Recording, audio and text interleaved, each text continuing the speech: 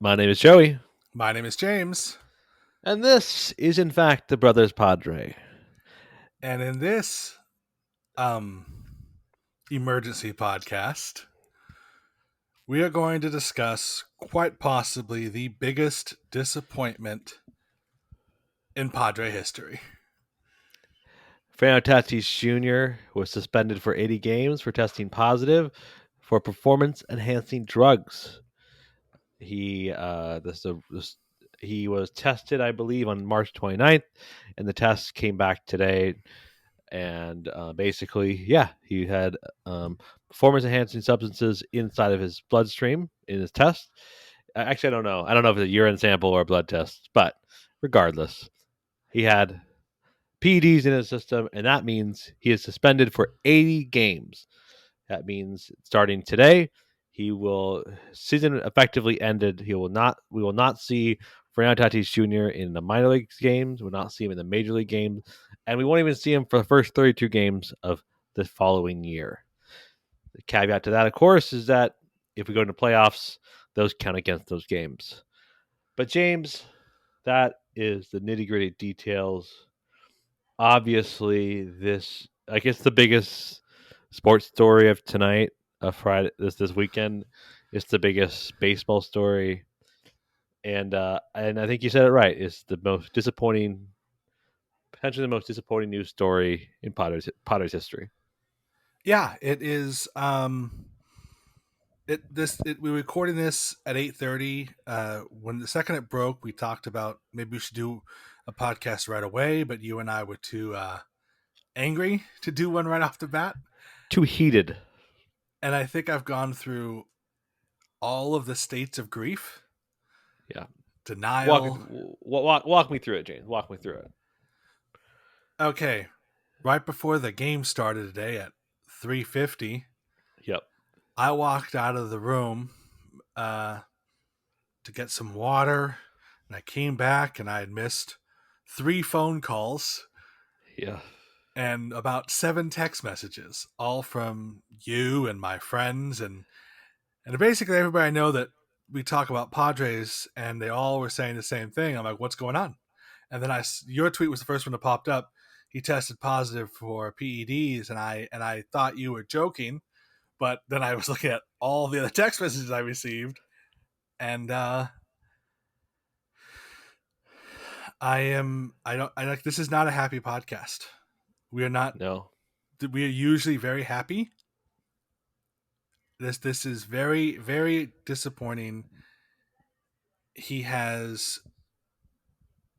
We have been waiting for him all year. He is the face of baseball. Major League Baseball has branded him the face of baseball. Kids all across the country were dressing up as Fernando Tatis Jr. last year. He brought new people to the game. This is so unbelievably disappointing. And the fact of the matter is, our team is, with the acquisitions at the trade deadline, yes, Fernando Tatis Jr. would have helped so much, but I don't I don't want to see him until next year. I don't even want to. I don't. I want him to go away. Yeah. It's. I mean, so I was sitting down. I was corralling my young daughter to watch the baseball game. She likes watching baseball with me, and I see Apple TV have a graphic, and I thought it was the same thing. I thought it was a joke. I was like, "Oh, there's Fernando Tatis Jr. and it says he was just suspended for 80 games." And I'm like, "What? That must be some sort of joke." And then hold up Jeff Passan's tweet, and I the same thing. I was just shocked. I mean, we were just talking about yesterday. Bob Melvin was mentioning how next we're targeting August 18th, right? Yeah, And as his return, and now we're not going to get him. I'm going to read some quotes for AJ Preller, and we'll jump into more discussions. But uh, AJ Preller, I think AJ Preller is not a super emotional person, right? No one would say that about him. But I he's a think this very. is Like I say, he's a robot type person. right. But his comments were pretty. pretty crazy. He said, "I think we need to get to the point in time where we trust one another. Over the course of the last 6 or 7 months, this is between the front office and Fernando Tatis Jr. Over the course of the last 6 or 7 months, I think there's been something that we haven't really been able to have, that being trust. I think we're hoping that from the offseason to now that there would be some maturity. And obviously with the news today, it's more of a pattern and something we've got to dig a little bit more into. I'm sure he's very disappointed. By the end of the day, it's one thing to say it. You have to start by showing it with your actions. I don't know. That's something that if my father told me when I was younger, I'd be very disappointed. But yeah, I mean, so I don't know if it's helpful, but Tatis said that he got ringworm, and then he went off the book. He did not use a approved substance for ringworm, and he uses a medication that he knew about locally, and that had the the anabolic steroid in it. Obviously, and it's an anabolic steroid. I can't really pronounce it, but it's a steroid that clostebol. yeah, I can look at clostebol. clostebol. Yeah, yeah. It's a Um, steroid that was invented to by some German athletic scientists to help guys recover from workouts and right, help their muscles. The problem with it is because if Fernando Tatis Jr. is to be believed, it is also used as a bonding agent to other drugs right, to improve their effectiveness. And apparently, there were a bunch of athletes at some World Cup or something from a poorer country in Africa that got suspended for the same drug, for pretty much the same wingworm thing, but they had literally no other access to any other drug. Fernando right, Tatis Jr. last year didn't talk to our doctors, the Padre doctors, about his wrist. So we right. didn't know about his wrist until spring training because of the lockout. He could have, even though there was a lockout, you still have access to the team doctors, but he didn't want to do that. So Uh, he this originally decided he originally thought he was going to try to fight the suspension, but if you fight the suspension, it only draws out how long the suspension can last if you lose. right, right. So then he decided he'll just serve the 80 days. Yeah. This is my whole thing with that. So, if he's to be believed, he's an idiot. And if he's not to be believed, he's a liar and a cheater. But they both have the same output, right? The same end goal. They both don't take into account the team that he's playing on. He doesn't consider the fact that this is like he has to be careful and mature because it's not just like his teammates. You can't tell me that team doesn't want a top five player in baseball, slotted in there every day, right? No, And then no, they don't. Of course they do. Of course right, they do. right, and then it's just he's so baseball via their drug policy has like you can they have consultants, so they're like if there's something wrong with you, you can just ask them like, hey, is this okay, right? Preller was also asked about that, and he's like, well, that's his story, but at the end of the day, it's like it's his responsibility to make sure that what he takes is approved. And he's right. Like, if he just is like, has no care in the world and just does whatever he needs to do, like just trying different stuff because, he doesn't have a care in the world about that kind of stuff, it's reckless. It could potentially have ramifications how far we're going in the playoffs. And then, like you said, I mean, so many little kids love Tatis, right? I mean, Tatis jerseys are everywhere. So what does this mean for his legacy? Like he he basically now is on the back foot come next year. He has to then, and I think it's possible, but he has to now play well and redo it and get back into the good graces of the community and his team because it's it's one thing to just like come back and be okay, but it's another thing to be like come back and like, okay, I am trying to build that trust back, and it can happen. Like Nelson Cruz has, you know, come and gone with PDD stuff, and people he's beloved by every team he's on, right? Well, I put it this So way. I think it's I think let me finish. Like I think there's hope for Tatis yet, but right now, Preller's comments are right. There's no maturity. He chose to do these things, whether to be a cheater or whether will just choosing not to do the process that set down by Major League Baseball to ensure that you don't ingest anything bad things. And what happens is fans and the team suffer. Yeah. Um, this is where I'm thinking about Tatis right now. He is on a fork in the road, Yep. and I'm going to call it the Rodriguez fork. Mm-hmm. He can go down the way of Pudge Rodriguez, or he could go down the road of Alex Rodriguez, A Rod. Both of them took steroids. Yep. Pudge Rodriguez took steroids in his early part of his career, came out, apologized for it, volunteered to take extra steroid tests throughout his career, won back the respect of the league, and is in the Hall of Fame.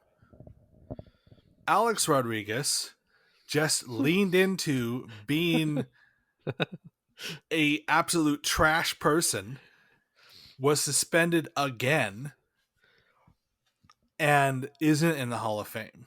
So both players help their teams win championships and become and are and have great stats. One is in the Hall of Fame because he basically said he was sorry and he did everything he could. Now there is, unfortunately for Tatis, this is never going to go away. There's always going to be fans of other teams that are going to boo him. Right. He has lost the respect of all of baseball. San Diego will forgive him first, obviously. Right. Uh, I think it's so this, he took this test back in March. If the statement isn't his statement isn't super clear, but he said he references March 29th as when this all happened. So presumably that's when he took it because I don't know if people aren't familiar. A lot of time you do tests and then they do multiple tests on the same sample over like a year or a couple years at a time because it's so many. So like like for example this one he gave a specimen on March 29th, but just now they got around to testing it. So This is so. Here's the thing. yeah, I'm ready. Lay it on me. All the goodwill Tatis has done so far in his career. He revitalized San Diego and the Padres. Yep. Him running into the field, running into the stands during a shooting to grab random people to try to save their lives. Right. These are all great things, and that's obviously the biggest one. This being a cheater outweighs all of that. Oh yeah. It tips the scales. And I have a listeners of this podcast know I have a huge problem with like the Astros because they cheated. Right. Right. And also because they're completely none of them are remorseful. No. They all just sort of say, "Yeah, we cheated, deal with it." For me to be a Tatis Jr. fan again, he has to make a public statement to the San Diego Padre fans. I'm sorry, I messed up. Even if he goes with even if he says I took a medication I should have gotten approved, I'm gonna now everything's gonna go through the team doctor. I will accept that if he takes responsibility for it. But I am so very disappointed right now, Joey. Yeah. Yeah, and you should be. I was just shocked. I was flabbergasted. I was just like, "What?" It was Yeah, I don't know. I, imagine if we didn't get Soto, though. Yeah, I mean, listener to our podcast will know. By the next time we do a recap, we cooked the Nationals today. Like it, 10-5. It should have been 10-2, but we had the mop up guy come in, Taylor Scott, and just get 3 runs. But we absolutely smoked that Nationals today. And we've had 18 extra base hits in the past 3 games. That's very good. very, very good. But mostly because AJ was as aggressive as he was in the deadline. But if that didn't happen, man, and we were just like waiting for Tatis, oh man, It would like be yeah, next. It would be last year all over again. Just yeah. disappointment on fall, disappointment, fall, I, disappointment. I'll be honest. I legit thought today was going to be a blowout. Like we were going to lose, and it was just going to start the domino effect of badness. Well, Um, so yeah, before the game started, they had a meeting where apparently AJ Preller, either he was there on a video conference yep, with and Bob Melvin, and they told the players what happened, and they basically said, "Look, we've been winning all year without him. We don't need him to be a championship team." And they're right. We have a good right. enough team to make it to the World Series. Especially if our pitching is doing well, that'll pay dividends no matter how okay our offense can fall down to. Yes, I my friend Vince, I've talked about him before, texted me. We've been looking forward to Tatis all year. He's basically been like a ghost we've been looking forward, trying to keep Right. looking out for, and now he's not going to be here. And honestly, we we should not talk about him anymore because he hasn't been here all year. We just chalked this whole year up as a year we didn't have him, and I hope we go all the way this year and win. And I hope he Yeah. feels so terrible about it. I really Yep. do. I'm just I as a Padre, the only other big steroid news we've ever had in the Padres was Ken Caminiti, Uh huh. and that came out after he retired, so it stung less. Right. Only thing Tatis Jr. has in his favor is that he is young and Yep. he can mend bridges. Right. Um, he's not as young as the other superstar though. That's Juan Soto. Next year, Soto's a year younger than Tatis. Um, I keep thinking about downtown. So if people haven't been to Petco Park has like 3-story banners of Manny and Tatis on the side of Petco Park. Like I think that I think Petco Park gets rid of everything Tatis. I hope I so. think I think it's going to be the Soto show. It's going to be the Manny. I text you this point forward.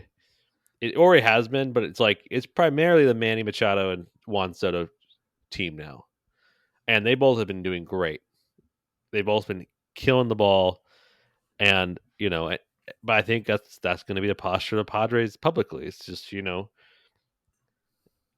can't. I mean, he gave up. He was heralded. He was beloved. He was someone everyone looked up to and loved to watch. And now he has to make that all back. And he has to somehow be more mature and not make stupid decisions again. And that's where it gets tough because you're not guaranteed maturity in life from people. And I don't know. There's been lots of crazy talk. Should the Padres renegotiate the salary and maybe I'm not. That's not for me to make a decision on. Obviously, I don't um, know what the terms and conditions of his contract but as they don't make the full contract available, do they? no. But the motorcycle accident really was outside of his contract.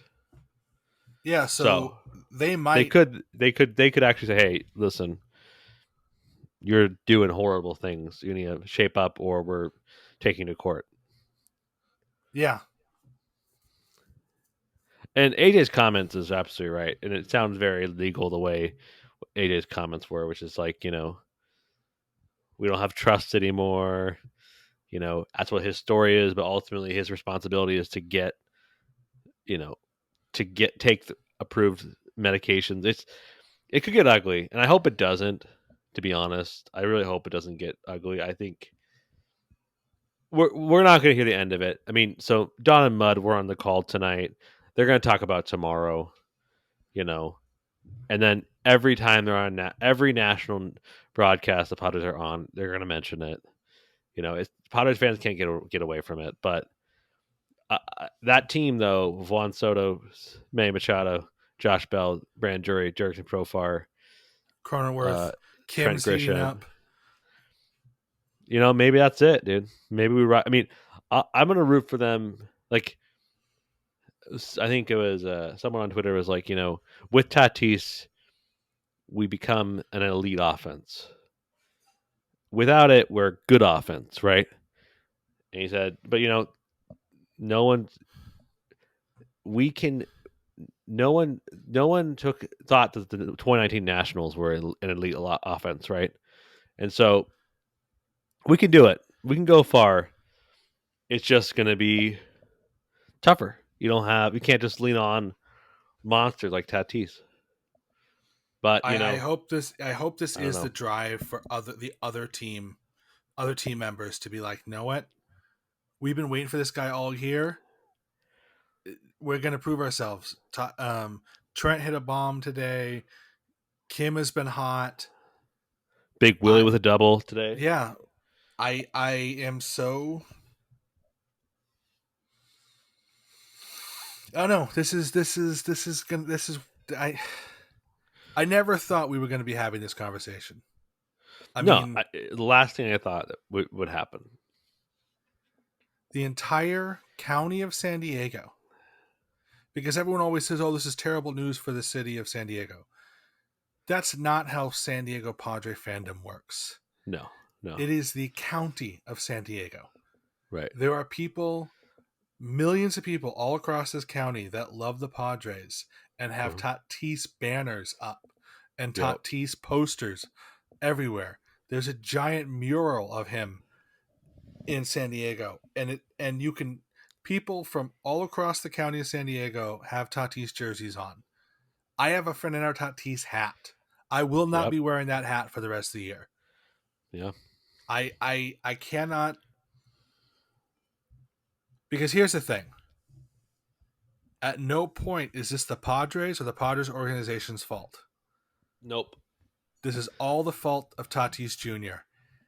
And I don't know, we joked about it off air, I believe, when we talked about how he had lots of conversations and was training with Sammy Sosa Oh during the yeah. off season. I Oh. hope that isn't what happened. That Uh, he got influenced by that man. Also, Robinson Cano was his friend. I just hope. I hope that it was a mistake. I really do. I hope that he's an idiot, a selfish idiot, opposed to being a selfish cheater. right. Either way, I Selfish. will. He's selfish. He still has to be. He has to do every public appearance. He has to sign every kid's ball. He has to sign everything. Yep. He has to make a public apology. He has to make a public statement. He has to do things against drugs. He has to do everything he needs to do to get back in the good graces. And the thing is, like I said, Pudge Rodriguez Right. is in the Hall of Fame, and Right. he took steroids in his early career. Fernando Tatis Jr. can still go to the Hall of Fame if he Right. stays a good player. He has to stay in the straight and narrow. And, like Pudge did, volunteer to take more tests. Take Yep. take tests privately and have them release what they found. That's what he has to do. And I I'm just I'm upset, Joey. I'm very upset. Yeah. I'm back to anger. Yeah. Back to anger. I don't know. It's gonna be. It's. It's a narrative I don't want to have to handle as a fan. That's what annoys me. It's like I'm okay with like people giving me crap for like your team stinks. That's totally fine, right? Yeah. It's just this like, oh, we Tatis is a juicer, and you're like, I just hate it. I just hate it so much. I hate like the responsibility it gives to fans of his to be like, oh, I have to like either have some mental gymnastics on why this is okay, or be like, yeah, absolutely right. He is kind of a selfish jerk, and now here we are. This is Yeah, why it's yeah, so important that the Padres do well and go far into the playoffs. yeah. Because every time someone says, "Well, Tatis is juicing," well, you know what? We still won without him. Right. So that's yeah, we probably would have won more with him, but we won without him. Our organization can win without him. He isn't.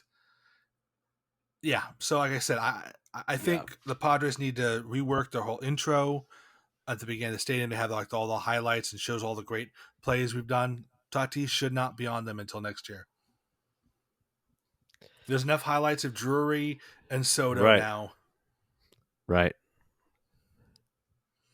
Wild man. What a wild day. Just oh man. So I do have a proposal for you. Okay. I love proposals.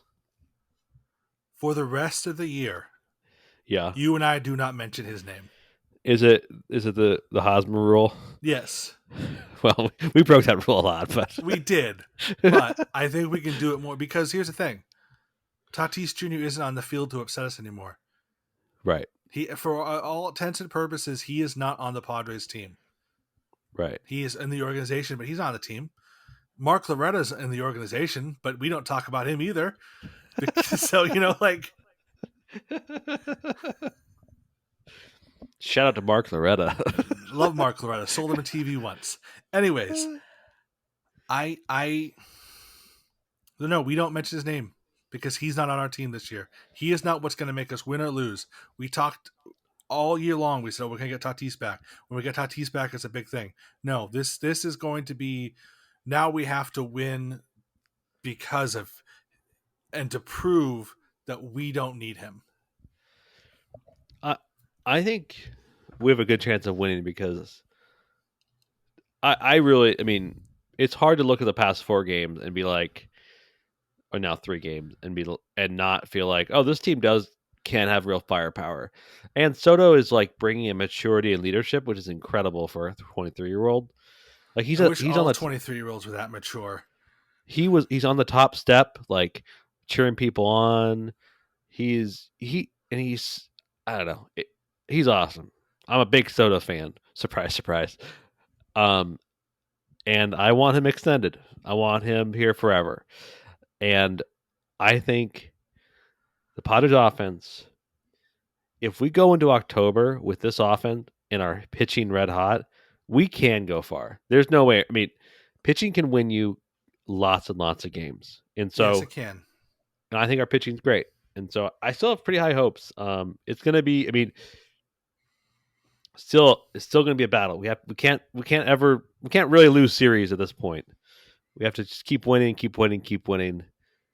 But I think we're up for it. I think Juan Soto, Manny Machado, and are Bell, going. Drury, yeah. Yeah, I mean, I think specifically those 2 guys are going to have an approach that can be helpful and go far. So I'm, in some ways, I'm excited because I think this is where Bob Melvin comes into play. Right? How does he manage a team that's starting to gel, and how does he manage in the postseason? And I think I think Tatis. I mean, today they didn't seem to miss Tatis that much today when they're having another 6-run inning. Right? They just kept hitting. So Yeah. maybe it's all. I mean, in some way, all the new guys are like, we don't even know the guy. Yeah, exactly. We never met him. Why do we care? So yeah, I think yes. So that's it. We don't say his Yeah, name I like it. because unlike Hosmer, where we tried not to say his name for a couple weeks, but then he would mess up. Right, right. Tatis can't hurt us anymore It's true. unless he does something truly horrible. he can't hurt us. He's not a Padre. He's not a Padre until the after the first month of next year. So yeah, we don't talk about him. According to Hector Gomez, I'll mention one more thing. Uh, there's reports from the Dominican Republic that he actually started taking steroids um, because of the biking accident to help heal wounds because he wanted to come back so quickly. But still doesn't matter. Doesn't matter. We're done talking about it, James. Like I said, this is not a happy episode. We're not going to do our intro. We're not going to hang a star on this episode. I'm upset. We've said our piece. Tatis has now put our fandom. We're going to have to deal with junk from other fans, other teams' fans from now on. And it's Tatis's fault. And so I'm not going to, until he has a complete mea culpa, we're not going to mention his name until next year. I like it, James. Thank you for listening to this dark and down episode. If you'd like to hear more of it, we don't normally aren't this dark and down. So usually we're happy and joking. Yeah. But until next time, James, go Padres. Go Padres.